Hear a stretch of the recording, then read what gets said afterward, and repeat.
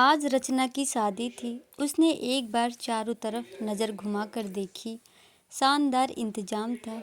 ऐसी शानो शौकत वाली शादी करना उसके माँ बाप सोच भी नहीं सकते थे। वह एक मध्यवर्गीय परिवार से थी, स्कूल शिक्षिका थी और उसकी शादी जिस इंसान से हुई थी वह अमीर ही नहीं बहुत अमीर कहा जा सकता है। 5 सितारा होटल में उसकी शादी एक परी कथा के समान हो रही थी। पैसा पानी की तरह बहाया गया था। पर उसका पति अशोक उससे तो बस वह 2 दिन पहले ही मिली थी। उसके बारे में वह बिल्कुल नहीं। उसकी शादी इतनी जल्दबाजी में हुई। उसकी शादी क्यों हुई वह समझ नहीं पा रही थी, पर अपने माता पिता से यह पूछने का समय भी उसे नहीं मिला। रचना 28 वर्ष की हो गई थी और एक प्राइमरी स्कूल में शिक्षिका थी। एक आम सी जिंदगी बिताना उसे बहुत पसंद था। जब उसे महंगे जूते सस्ते में मिल जाते तो बड़ी खुश हो जाती। छोटी छोटी दुकानों पर जाकर भाव करके सामान लेना उसे बहुत पसंद था। पर वह जानती थी उसकी शादी जिस घर में हो रही है वहाँ यह सब करना उसके लिए अब मुमकिन नहीं था। उसको बहुत सोच समझकर कदम उठाना पड़ता और हर चीज़ के लिए उसे सोचना पड़ता। तभी अचानक एक आवाज़ से उसका ध्यान आकर्षित हो जाता है। वह अशोक था, उसका पति। उसे अपनी शादी पर चंद शब्द कहने के लिए माइक दिया गया था। अशोक ने कहा, तो आखिरकार मेरी शादी हो ही गई। उसके घर के लोग पीछे खड़े जोर से हंसने लगे। रचना को यह बात कुछ अजीब लगी, लेकिन वह करती भी क्या, वह भी धीरे से मुस्कुरा दी।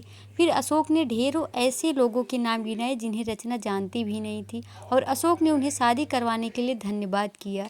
जिन जिन लोगों ने शादी करवाया था अशोक ने उन्हें धन्यवाद किया और अंत में उसने अपने परिवार को धन्यवाद दिया और स्टेज से नीचे उतर आया। रचना असमंजस की स्थिति में थी। उसने तो रचना का नाम ही नहीं लिया, ना ही उसे स्टेज पर बुलाया। यह कैसा नीरस पति मिला था उसे। क्या यह रिश्ता अशोक के लिए अनचाहा था? उधर अशोक स्टेज से उतरकर सीधे अपने दोस्त राघव के पास चला गया। उसके संग बैठकर शराब पीने लगा। राघव और अशोक दोनों आपस में हंसी मजाक कर रहे थे। तभी अशोक थोड़ा गंभीर हो गया और बोला, राघव, वह कॉन्ट्रैक्ट मैंने अच्छे से पढ़ा है।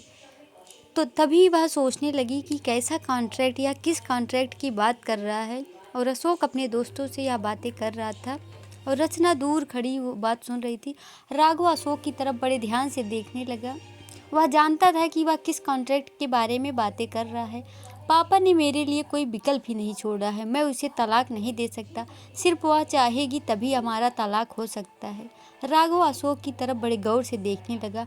तू यह क्या बात कर रहा है? आज ही तेरी शादी हुई है और तू तलाक की बात कर रहा है? अभी तो तूने रचना को जाना भी नहीं है। शायद तुझे अच्छी लग जाए और तू अपनी बाकी की ज़िंदगी उसके साथ गुजारना चाहे। ऐसा राघव अशोक से कहता है। तभी अशोक, नहीं राघव, तू नहीं जानता, यह एक अनचाहा रिश्ता है, बहुत दिनों तक नहीं चलेगा। और तू क्या समझता नहीं, एक तो मध्यम वर्गीय परिवार की लड़की से मुझसे शादी क्योंकि सोच पैसों के लिए, तो वह तलाक देने के लिए भी आसानी से राजी हो जाएगी। वैसे भी मेरे पिता ने यह शादी मेरे ऊपर थोप दी है। सिर्फ 2 दिनों के अंदर शादी करने के लिए कौन सी लड़की तैयार हो जाती है? मैं बहुत अच्छे से जानता हूँ ऐसी लड़कियों को। टीचर है ना, स्कूल में बहुत होशियार है वह। चल कोई बात नहीं, मैं उसके जल्दी छुटकारा पा जाऊँगा और देखता हूँ कि आगे मुझे क्या करना है। थोड़ी देर में खाने की सुगंध उठने लगी। खाने की मेज पर बहुत तरह के व्यंजन सजे थे, पर रचना की भूख जैसे खत्म हो गई थी। उसके मन में एक अनजान शंका बैठ गई थी। तभी उसे बड़ी अच्छी सी सुगंध आती है। वह देखती है कि उसके बगल की कुर्सी पर अशोक बैठा है। अशोक को उसने पहली बार इतनी करीब से देखा था। उसकी घनी पलकें थी, सुगठित शरीर, घुघराले बाल। तभी किसी ने उससे कहा, कुछ खा लो बेटा। उसने देखा उसकी सास खाना सर्व करवा रही है। कुछ खा लो, ऐसा सुनती है। सुबह उसकी फ्लाइट थी 6 बजे की, तो उसकी सास कहती है, तुम लोगों की फ़्लाइट है, तुम्हें जल्दी उठना होगा। सुबह 6 बजे की फ़्लाइट से रचना को हनीमून पर जाना था, पर वह जा कहाँ रही थी उसे यह तक नहीं मालूम था। कोई घंटे 1.5 घंटे के बाद रचना एक अनजान कमरे में, अनजान लोगों के बीच एक अनजान घर में थी। अपना फ़ोन देखते देखते कब उसकी आँख लग गई उसे पता भी नहीं चला। तभी दरवाजे पर खटखटाने की आवाज़ आई तो वह चौंक कर उठ गई। उसकी सास आई थी। उसने कहा, अरे बेटा, जल्दी से कपड़े चेंज कर लो, अशोक तैयार होकर तुम्हारा इंतज़ार कर रहा है। तो दोस्तों, देखते हैं आगे रचना के साथ होता क्या है। सभी लोग अच्छे से देखिए कि आगे होता क्या है। रचना ने जल्दी से अपने शादी का जोड़ा उतार कर रखा और एक हल्की सी लाल रंग की साड़ी पहनी, उसके साथ मेल खाते गहने पहने। फिर उसने अपना सामान उठाया और नीचे ड्राइंग रूम में चली गई। अशोक उसे देखते ही उठ खड़ा हुआ और गाड़ी की तरफ चल दिया। रचना भागते भागते उसके पीछे गई। रास्ते में रचना ने अशोक से कई बार बात करने की कोशिश की, पर अशोक ने उसमें कोई दिलचस्पी नहीं दिखाई। रचना की क्लास में भी ऐसे कई शर्मीले बच्चे थे जो ज़्यादा बात नहीं करते थे, तो रचना को लगा शायद ये अशोक की आदत होगी, और उसने बार बार बात करने की कोशिश करने पर भी वह नाराज़ हो जाते थे या रोने लगते थे। रचना ने समझा कि अशोक भी कुछ शर्मीले किस्म का है और उससे ज़्यादा बात करना ठीक नहीं समझा। एयरपोर्ट जाने पर रचना को मालूम हुआ कि वे मुंबई जा रहे हैं।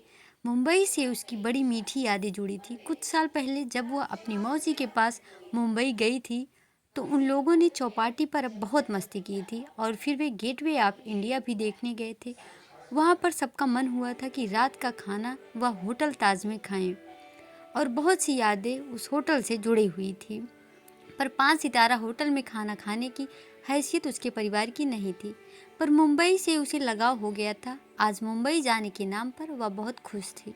एयरपोर्ट से उतरकर वह दोनों टैक्सी में बैठकर होटल तक जा रहे थे तो रास्ते में दोनों की आंख लग गई।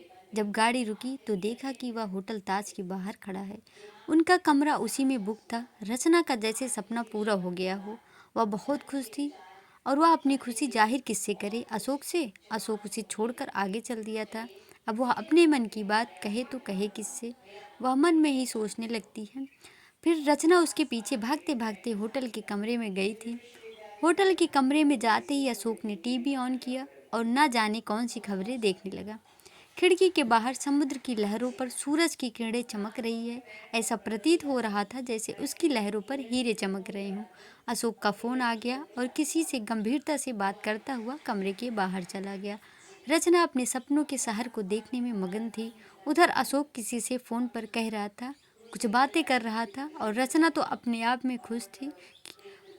फिर अशोक फ़ोन पे बात कर रहा था, मुझे जल्दी से जल्दी यहाँ से बाहर निकलना है, कोई मीटिंग फिक्स करो, मुझे घुटन हो रही है, इसके साथ रहने में मुझे घुटन सी हो रही है। अशोक ने जल्दी से कैब बुक की और अपने मुंबई के ऑफिस में चला गया। उसे मन ही मन रचना की याद एक पल को आई, पर उसने तुरंत अपना मन हटा लिया।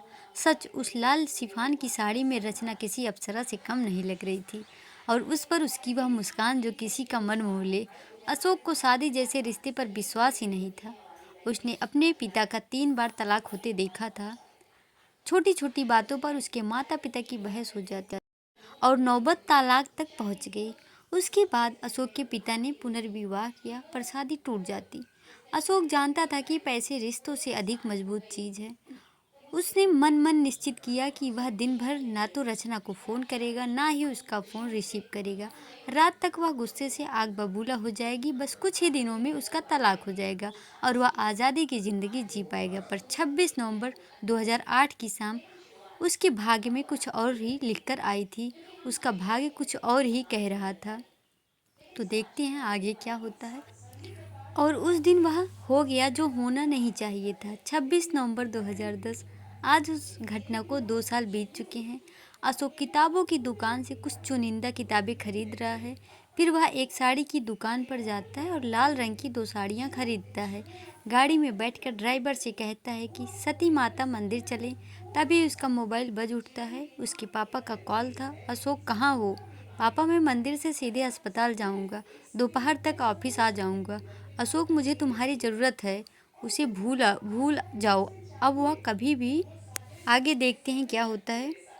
दोस्तों, आज के लिए बस इतना ही। अगला पार्ट 2 हम जल्दी ही लाएंगे। या कैसा लगा आप हमें कमेंट करके ज़रूर बताएं, जिससे हम पार्ट 2 जल्दी ही ला सकें। यह वीडियो देखने के लिए आपका बहुत बहुत धन्यवाद। Thank you for watching my videos. Have a beautiful day.